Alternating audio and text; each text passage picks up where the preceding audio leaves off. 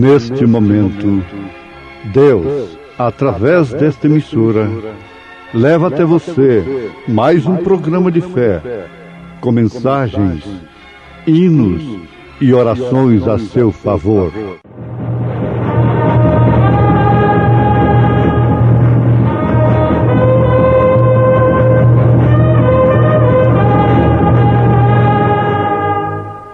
Fé para vencer. Somente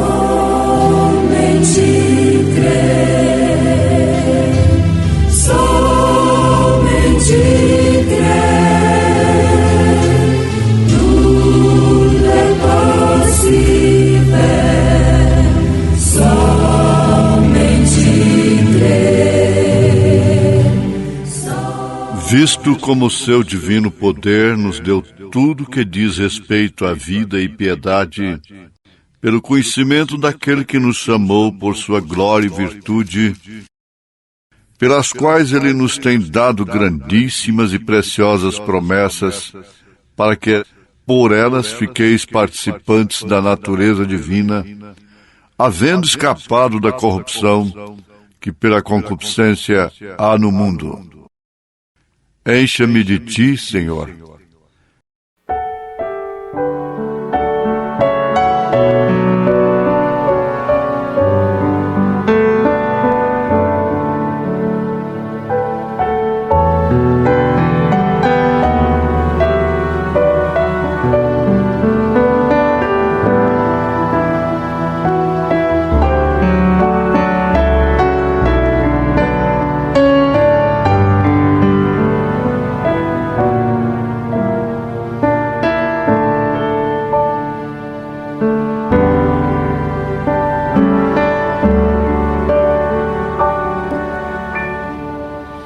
Quero andar em tua presença, ó meu Cristo. A minha alma está cansada e aflita. Santifica a minha vida e me faz vaso novo, para que eu possa então te adorar.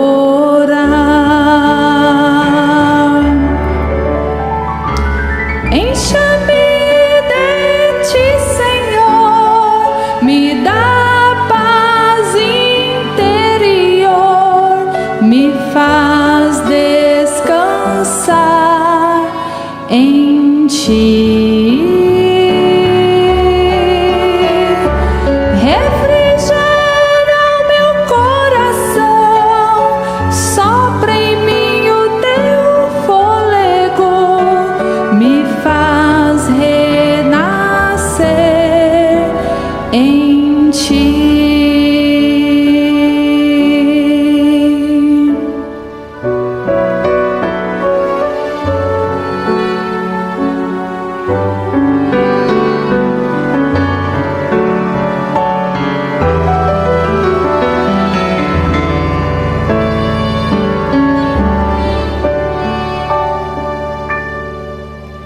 Quero andar em tua presença, ó meu Cristo.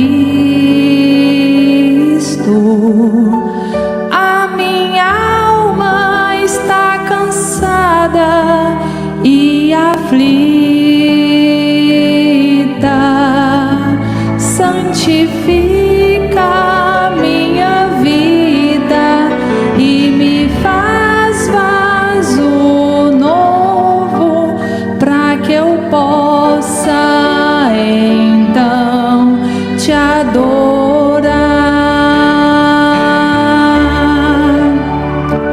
Encha-me de ti, Senhor,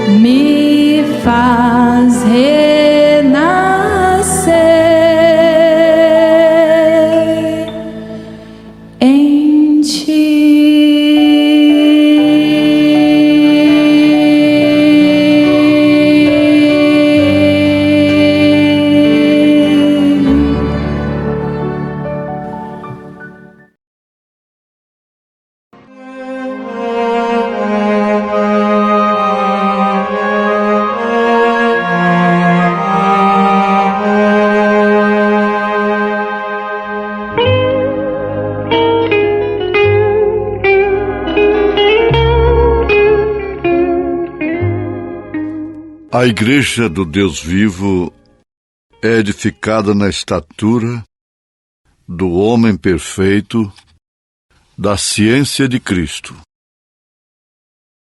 Quando se fala a Igreja do Deus vivo, irmãos ouvintes, não se trata de uma organização religiosa, tradicional, mais antiga, mais nova. Não se trata disto. A Igreja do Deus vivo se trata de um organismo e não de uma organização. Ela compreende exatamente o corpo místico de nosso Senhor Jesus Cristo, composta de membros espalhados por toda a terra.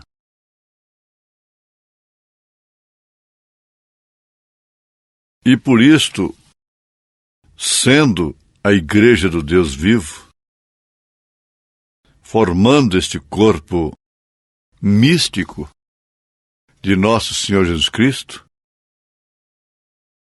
ela tem uma só fé, um só batismo, um só Senhor, um só Deus. E nós vamos admirar uma coisa agora. A combinação das Escrituras encontradas na segunda carta de São Pedro, capítulo 1, formando uma pirâmide, a estatura do varão perfeito. 7 características do Deus vivo: fé, virtude, conhecimento, temperança, paciência, piedade e amor fraternal. E isso é coroado com a pedra de coroa, a pedra angular, o amor ágape, que é o próprio Senhor Jesus Cristo. Mas o fato curioso nos leva a perguntar: Pedro foi conhecer as pirâmides? São Pedro esteve lá? O santo apóstolo saiu de sua terra e foi até ali conhecer as pirâmides do Egito? O que nos consta, não. Pedro foi um apóstolo para os judeus, para a igreja da circuncisão. Muito embora ele tenha sido usado pelo Espírito Santo para a igreja gentia também, em suas cartas, no ensinamento correto apostólico das doutrinas bases, ou doutrinas base fundamental da igreja, começando pelo batismo em nome do Senhor Jesus Cristo. Pedro nunca foi em Roma. Pedro não. É uma mentira dizer que São Pedro subiu aqueles degraus e deixou marcas de seus pés ali em Roma. Segundo a história, ele nunca foi lá. São Paulo foi, sim. São Paulo foi, como todos sabemos, a maneira que ele foi e como foi o seu fim. Um próprio padre escreveu: o machado brilhava sob a luz, os raios do sol, antes de ser ofuscado pelo sangue do santo. Então, é coincidência? Não. O mesmo Espírito Santo que guiou, através da palavra falada, a construção das pirâmides, coisa que deixa a ciência moderna boquiaberta. Como puderam construir aquilo quando não existe guindaste para levantar aquelas pedras? Então, nós temos nas pirâmides uma Bíblia sagrada. Uma frase da Bíblia deixa todo homem inexcusável diante de Deus. A Bíblia de Eva era esta: não comerás. Essa era a Bíblia de Eva, essa era a Bíblia de Adão. Não comerás. O dia em que comerdes, certamente morrerás. Está escrito em Gênesis. Era a Bíblia que eles tinham. Isso compreendia todos os 66 livros da Bíblia Sagrada que temos. A quem mais é dado, mais é exigido. Mas voltemos à coincidência? Não. A esse encaixe de Deus, a essa programação de Deus. O mundo está inexcusável. Lá estão os 7 degraus dentro daquela pirâmide. E quando se chegava no 7º, então é quando se via o rei. E ninguém pode, definitivamente, ver o Rei dos Reis, o Senhor dos Senhores, se não subir estes 7 degraus. Relacionados por São Pedro, formando esta pirâmide de virtudes através das 7 eras da Igreja de Nosso Senhor Jesus Cristo. Cada era evidenciou uma virtude desta. A primeira teria que ser a fé, realmente, porque isso se trata do fundamento. E diz respeito a toda a Igreja durante todas as eras. Essa pirâmide traçada por São Pedro não foi simplesmente, nem tampouco somente, para os da circuncisão. Sim, circuncidados de coração. Circuncidados de alma, de espírito, pelo Espírito Santo. Então, as cartas de São Pedro não tiveram a ver somente com a Igreja de Jerusalém.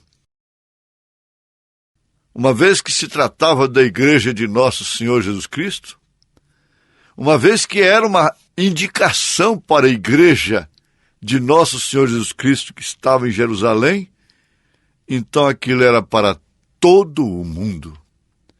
Como as cartas de São Paulo aos gentios, era também para os de Jerusalém.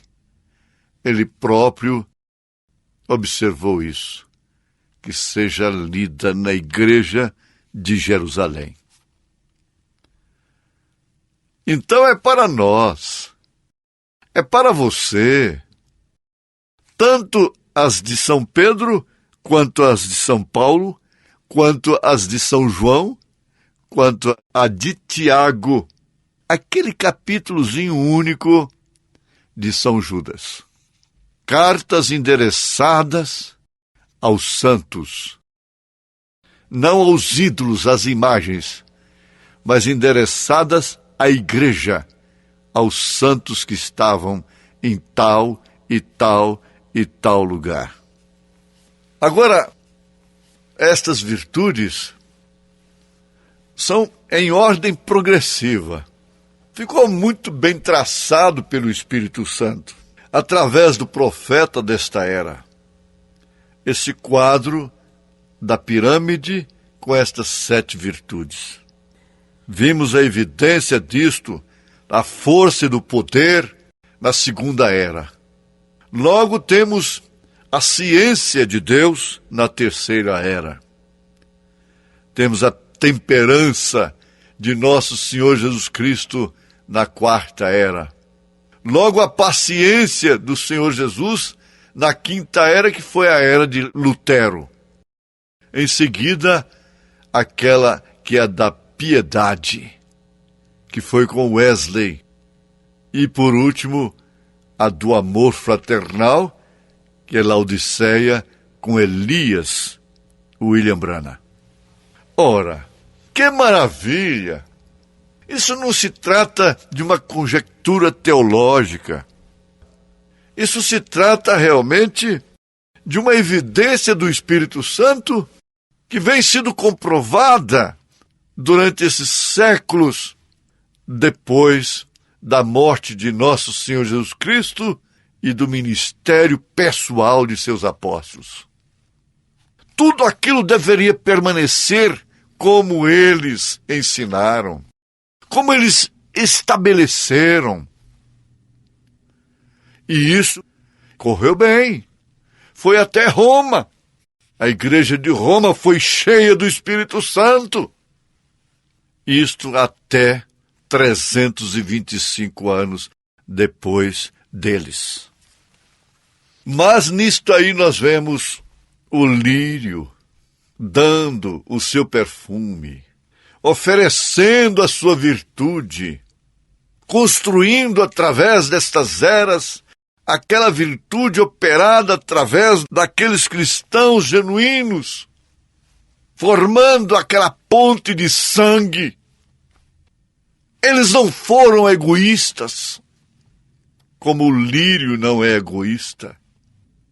E estas pontes de sangue foram construídas através da fé, mostrando virtude.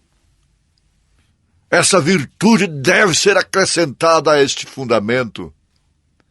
E você não pode pôr um fundamento que os apóstolos não puseram. Aí está o seu curso de teologia. Aí está o seu ensinamento apostólico. Você não pode pôr outro fundamento.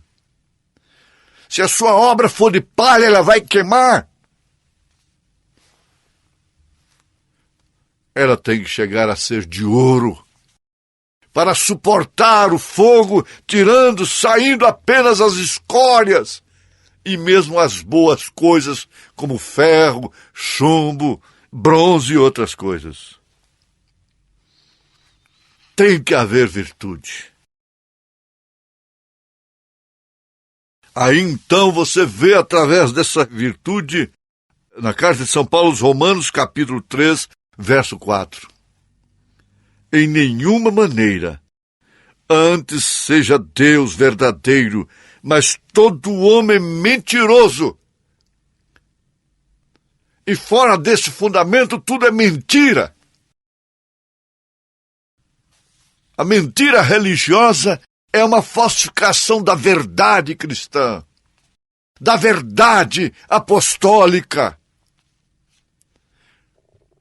Afinal de contas, o que é mentira? É uma perversão da verdade. O que é uma falsa nota do dinheiro, da moeda? É uma perversão da verdadeira. Caso contrário, não lesaria, não enganaria, não seria crime. Agora sim, Agora você pode acrescentar ciência. Se você vai ler esta segunda carta de São Pedro, capítulo 1, você vai ver isto. Fé, virtude, ciência, sabedoria, ciência de Deus. Liga isso com 1 Coríntios, capítulo 1. 1 Coríntios, capítulo 2. Somente. E veja como isso casa. Como esses ministérios foram casados. Homens que viveram separados uns dos outros até por 1500 anos. Quando foi escrito, tudo combinou, tudo casou, tudo deu certo, tudo está sobre o mesmo fundamento.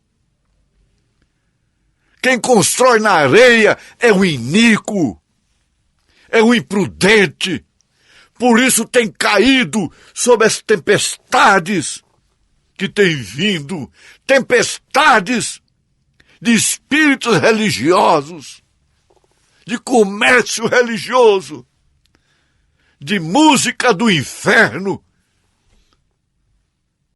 sendo atribuída ao Senhor Jesus Cristo. Aí agora, pense nessa ciência suprema.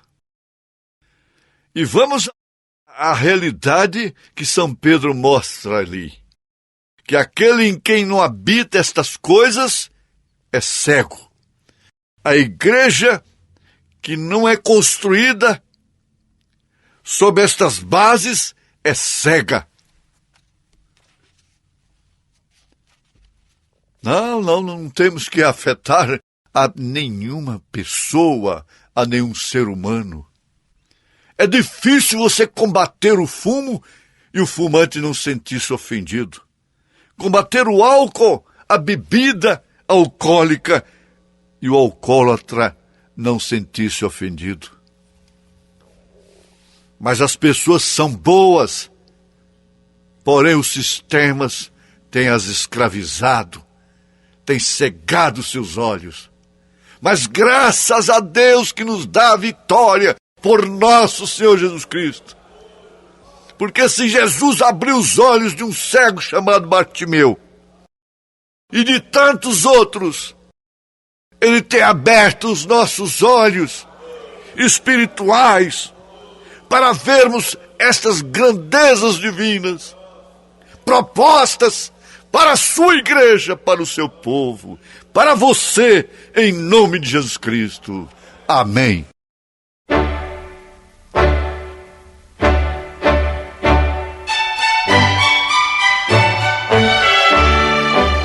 Ouvintes, volte a nos ouvir amanhã novamente, neste mesmo horário, nesta emissora, se o Senhor nos permitir, com fé no Filho de Deus, a fé que vence o mundo.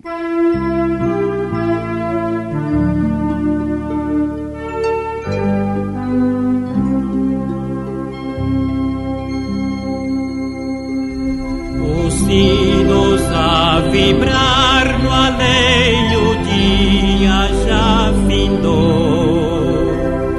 Alguém não tem paz, talvez o serás, mas poderás o teu vigor em Cristo renovar. Pois a dor terrível transforma em gozar. Não é segredo o que Deus faz, como fez por outros, para